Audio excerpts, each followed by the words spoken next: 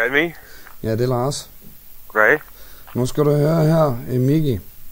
Jeg ringer, fordi jeg har en kat. Og den har nogle hvide paintballkugler i sig. Ikke? Ja. Så nu skal jeg høre noget, fordi jeg er nemlig for at vide, at du løber rundt og melder den i en skydeklub og har et gevær, du går og plukker med ude i din have. Ja, det har jeg. Hvorfor fanden har du skudt min kat så? Jeg har sgu ikke skudt din kat. Hvem fanden er du, siger du? Jeg kan ikke sige, hvem jeg er. Jeg kan bare sige, at jeg bor tæt på dig. Og andre af vores naboer har set dig løbe rundt ude i din have og skyde efter deres kat også. Det er eddermame med noget lort at fyre af. Og det er du sikker på? Jeg har stået og skudt på min skydeskiver, og det er også det. Du har ikke ligget på lur i haven og så skudt efter de dyr, der løber rundt i haven? Du har et maskingevær eller et eller andet? Ja, gud fanden har jeg der i. Det var sgu da noget underligt noget at sige, mand. Hvor fanden får du det fra? Jamen, jeg kan jo ikke fortælle dig, hvem af naboen der har sagt det. Jeg har bare fået at vide, at du har skudt Felix. Altså, Felix er min kat. En racekat, ikke? Aha. Og den løber kraftigt rundt og humper, fordi den har sådan nogle hvide fucking kugler i benet. I benet? Det var det plastikkugler. Jeg skulle ikke engang skyde hul i et ben, hvis det var. De sidder i benet. Jeg ved udmærket godt, hvad sådan nogle hardballgevær det er, og de kan altså skyde ret hårdt. Ja, okay. Men det er jo normalt skyder vi på mennesker med dem, så det er ikke sådan, at skulle kunne penetrere en kat. Nej, men har I ikke udstyr på sådan noget, når I skyder på mennesker også? Jo, men den har også pels på. Nu kan se, min kat, den løber for helvede rundt med udstyr, vel?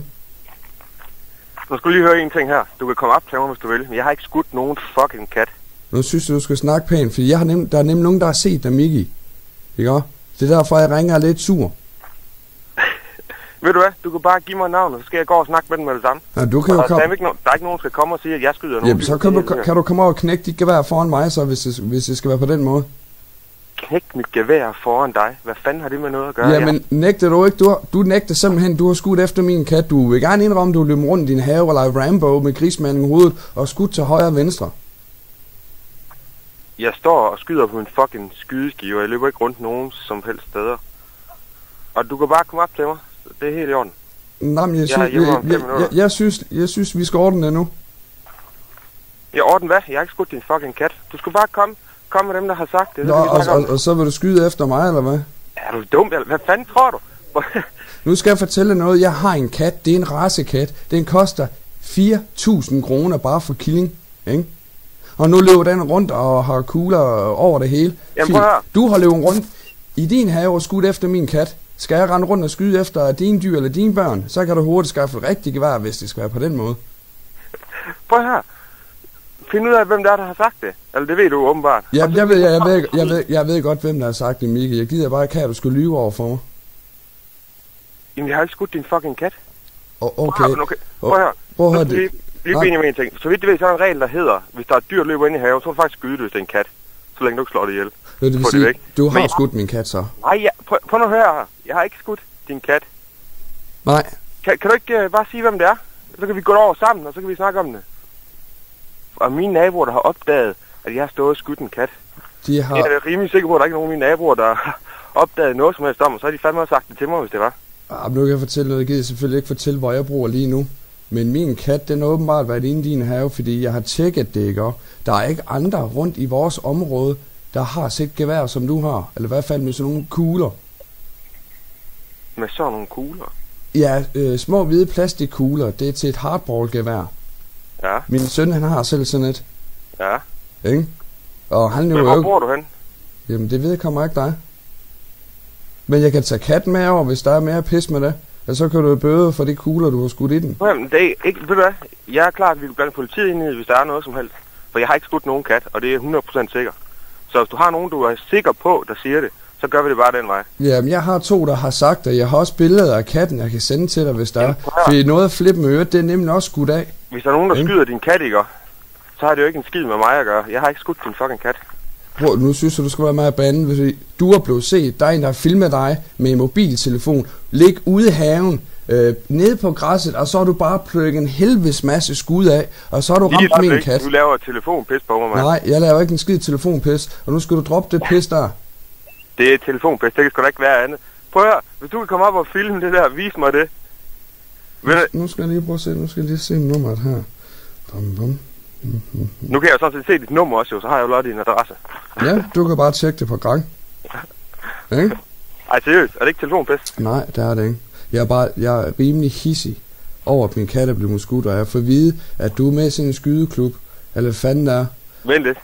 Det er kraftigt, men det er da Allans ven her, er det ikke? Hvad? Er du ikke Allans ven? Allans ven? Ja, fra Grenaa. Jeg kender ikke nogen Allan fra Grenaa. Nå, okay. Men problemet det ligger, Miki, at du er blevet set, at du har fyret en salve ude i din have, ikke? Og så min kat, den er lige pludselig fyldt med kugler. Min film, den er knækket. Du kan komme op og vise mig et klip, hvis det er det, du vil. Fordi jeg er helt sikker på, at der er ikke en eneste en, der har filmet mig, og jeg har ikke skudt noget dyr. Altså enten er det telefonfis, eller så er det meget dårlige informationer, du får der. Sig mig, er du åndssvag, eller hvad?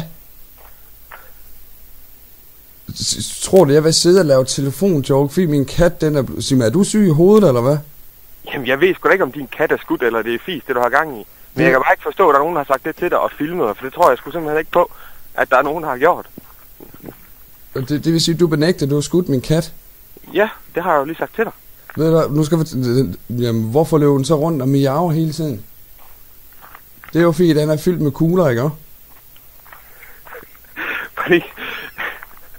Ja, du må undskylde mig, jeg lige nu der er jeg næsten overbevist om, det er telefonfis. Det kan sgu ikke være andet. Det er det ikke. Men du kan bare komme op til mig. Det er jo overhovedet ikke telefonfis. Nej, okay. Jeg kan godt høre, der er en kat, der piver i baggrunden. Ja, den er nemlig fyldt med kugler. Den er lige kommet ind ad døren. Nå, den lige kom ind ad døren nu? Ja. Den er lige blevet skudt nu? Nej, den er ikke blevet skudt nu. Den blev skudt i går, og den har stadig de kugler i sig. Nej, okay. I går, så kan du bare... Hold kæft, mand. Hold kæft. Nej. Velkommen til Radio Djursland. Du er med en radiojoke, og jeg hedder Carsten Grammer. Ja, okay. Det var faktisk ret god. Ja, ikke også? Jo. Bare lige et øjeblik der. Faldt du på den? Ja. Gjorde det? Ja, det gjorde jeg faktisk lige sådan. Lige i starten i hvert fald. Men jeg synes nok, du lød forkendt lige pludselig. Ja, vil du vide, hvem der har handlagt joken på dig? Allan. Ja, lige præcis. Ja. Ja, den var ligesom gættet. Så, men jeg vil sige farvel herfra, og så må du tage fat i Allan. Ja, det var i orden. Det er i orden, hej. Det er godt, hej.